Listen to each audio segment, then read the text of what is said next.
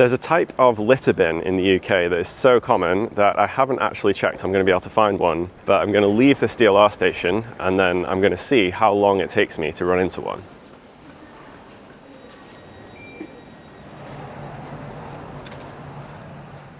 And there we go, in under 2 minutes, I have found a specimen. I swear I didn't plan that. I didn't check. There are 3 companies that make most of the bins that you'll see around the UK, and they are all UK companies. People say that we don't make things anymore, but I guess you could say that's a load of rubbish. But I noticed that this one bin seems to show up kind of everywhere these days, and I don't really know when that started happening, and I don't know why, because presumably there must be quite a lot of bins out there that councils could choose from. So why do so many of them choose to go with this one? And I put a community post on YouTube asking you to send in your opinions and share any bin information that you might have. Kind of overwhelmed by the response, over 1,000 comments on that. And I got emails from people at multiple different councils, people who work with bins and stuff. So thank you to everyone who did send something in. So it turns out this bin is made by a company called Glasden, which is based in Blackpool. And the bin itself is called the Glasden Jubilee. And I thought, one of the reasons why it might be such a popular bin might be because it's just the cheapest. I didn't think it would be this easy to find out how much a Glasden Jubilee bin costs, but no, you can actually just go onto Glasden's website and order your very own Glasden Jubilee bin. You can even customize it like you're ordering a laptop. You can add different features like poster frames on the side, you can choose different colors. But the basic Glasden Jubilee without any of the fancy add-ons costs £517. So is that cheap or expensive for a bin? I have no idea. So I'll have to look at the alternatives. The other 2 major bin companies in the UK are called Broxap and Ybone. All these companies have really easily Googleable names, which I do appreciate. But if you go on their website, you can find bins that are quite a bit cheaper than the Glasden Jubilee. But I do think Glasden has a few things going for them, one of which is that they have a pretty incredible YouTube channel. Because if you look at Glasden's bins, you can tell that this is a company that has a lot of respect for the products that they make. But if you look up their product videos on YouTube, you can see exactly how much respect they have for them.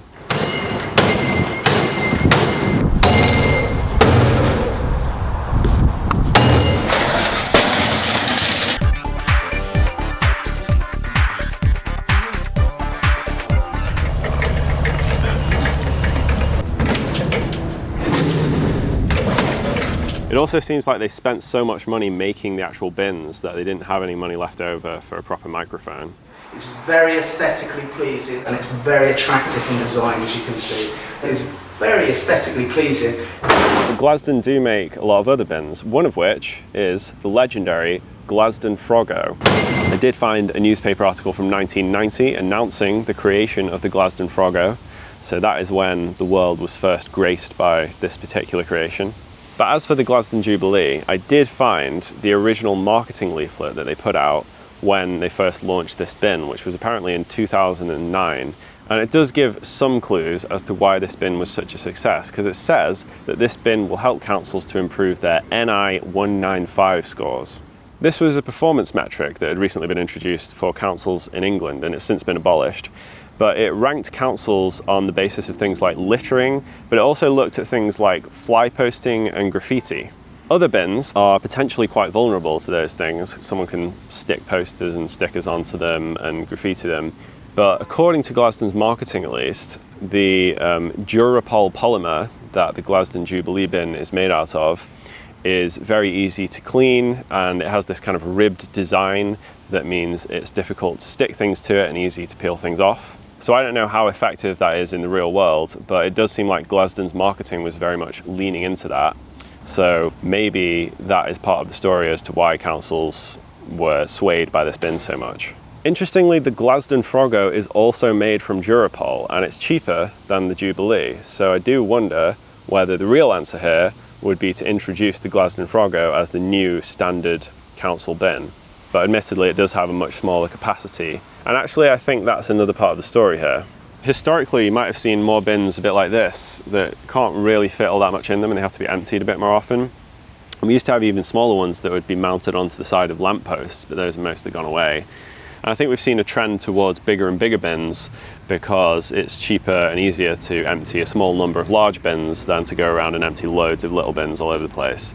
And the Glasden Jubilee has a capacity of 110 litres, which is quite a lot. And they do make an even bigger, sort of comically large version, which Graham sent in a picture of, and it does look pretty ridiculous. But these ones actually have a wheelie bin inside, so the bin itself is actually just a cover around a wheelie bin.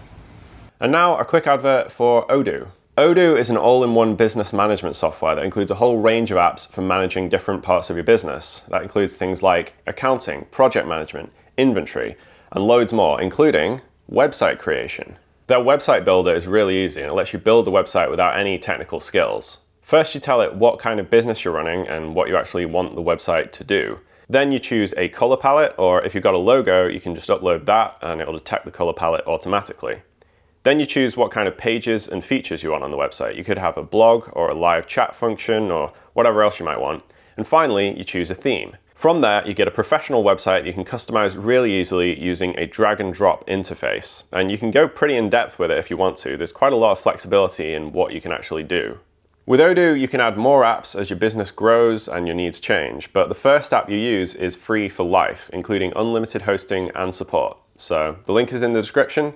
Go and try your first free app today. One place where you don't see normal bins in the UK is at train stations. You used to, but it was 1991 when a bomb was put inside a bin at London Victoria Station and it killed one person, injured dozens more.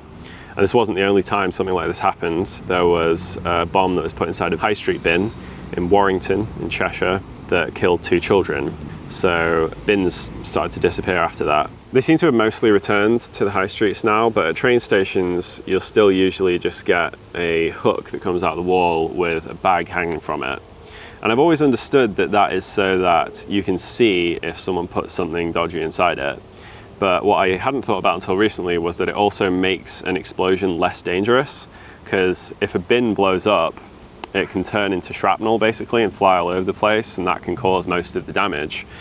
But if a bag blows up, it'll just kind of pop. There'll still be a blast wave, of course, it's still bad, but it's less bad. There are also blast-proof bins. I found some newspaper articles from the 90s kind of previewing these, like they're the future. And they're designed to direct a blast upwards so that the bin itself stays intact. They can't be used in all situations, like if there's something delicate or flammable above the bin, you might not want to direct a blast upwards. But I think the main reason they've not taken off is that they are many times more expensive than a standard bin, to the point that they're just not really practical. You'd be looking at 1 bin per train station if they're going to cost this much. There's one more thing I'll say about bins, because I emailed all of the big 3 bin manufacturers in the UK to see if they would speak to me for this video, and none of them replied. But I did get an email from a guy named Greg at a company called Future Street, and they are the UK distributor of these big belly bins, which are the ones where they're fully enclosed and they have a solar panel on top which powers a compactor inside that crushes the rubbish so you can fit even more in there. And sometimes there's a foot pedal so you don't even have to touch the handle to use them. This is some next level stuff.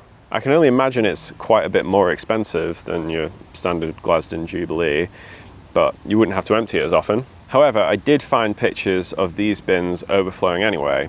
And I think this comes back to what was the top comment on that YouTube community post that I made, which was that the best bin is one that gets collected regularly. I think that's what it all comes down to, isn't it? The bin itself only matters to a point. What you really need is the systems and the infrastructure around it to make sure that the waste system as a whole is being run properly. And now we come to a new segment on my channel called Viewer Mail. I got so many emails from people about bins that it feels like it would be a shame not to share some of them with you. So let's have a look at what people sent in. Paul told me that there are bins in Worcester city centre that have a foot pedal, and when it's released, the bin speaks. Cheers, mate! Cheers, mate! Cheers, mate! The funny thing about this is that there is a petition to have them removed, and there is also a petition to not have them removed. So clearly a very controversial bin locally. Sam nominated this bin as the best bin of all time. This is also made by Glasden actually. It's called the Glasden Tidy Bear. They do also make a shark bin as well, which I can't remember the name of right now. but Glasden seems to be the place to go if you want those novelty animal bins. Loki says, I'm involved in the manufacture of some of the most popular public bins in the UK. They're pretty much sold at a loss in order to secure contracts for other pieces of urban furniture. As they're usually the first thing that's looked at in the process of securing a contract, they're sold for material value, which might be another reason why Glasden Jubilee is so popular. Maybe the company is just very keen on giving them away as a way to win other contracts. Something I wasn't able to find out or really get anywhere with on this was, where does that design actually come from? Because the three bins, Glasden Jubilee, Broxtap Derby and Wyburn MLB, all look pretty similar and they're black and gold. Where does that idea come from? When did that start? Who came up with that? Which of them is copying the other? There's a bin lorry. Bin lorry interrupting my shoot. I'm trying to make a video about you. Several people sent in the website binsofcongleton.co.uk, where a guy is cataloguing bins in Congleton. Definitely check that out if you want more bin content. Someone called India sent in a lot of information that was really, really helpful. I think the most interesting thing to me was that apparently at some point in the 2000s or maybe the 2010s, dog waste was reclassified and allowed to be put in normal bins, which is why you don't see dog waste bins anymore. Didn't know about that. So thank you to everyone who sent in some bin information for this video. It was all very helpful. Still feel like there's a lot of things I don't know about bins, but maybe some things about bins are best left unknown. I don't know what this bin is, by the way. I came to film here and I thought this would be a nice bench to film on, but yeah, I don't know who made this bin. Do you know anything about this bin? Anyway, it's been an absolutely lovely day to sit on a bench and talk about bins, but now I must go.